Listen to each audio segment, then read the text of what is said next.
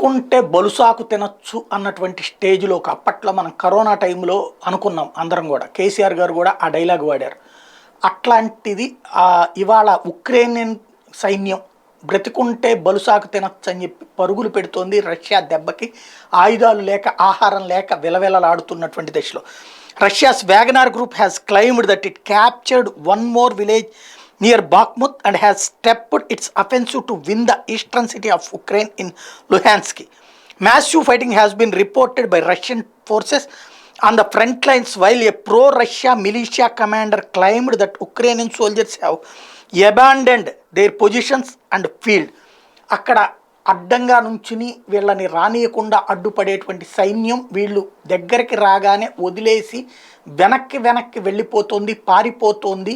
కొత్త గ్రామాల్ని కొత్త ప్రాంతాలని కూడా ఇప్పుడు స్వాధీనం చేసుకుంటున్నది ఉక్రెయిన్లో దూకుడుగా వెళ్తున్నటువంటి వ్యాగనార్ గ్రూప్. క్రమంగా చూస్తుంటే రష్యా ఆధీనంలోకి అంతా వచ్చేలా, ఒకప్పుడు కనుక పాకిస్తాన్ సైన్యం తమ ప్లేసులు వదిలేసి భారత సైన్యం ముందు చేతులు కట్టుకు నిలబడ్డటువంటి చందంగా ఉక్రెయిన్ సైన్యం ఇప్పుడు రష్యా ముందు నిలబడుతోంది. ఎందుకంటే ప్రాణాలు పోతున్న సహచరులను చూసిన భయంతో.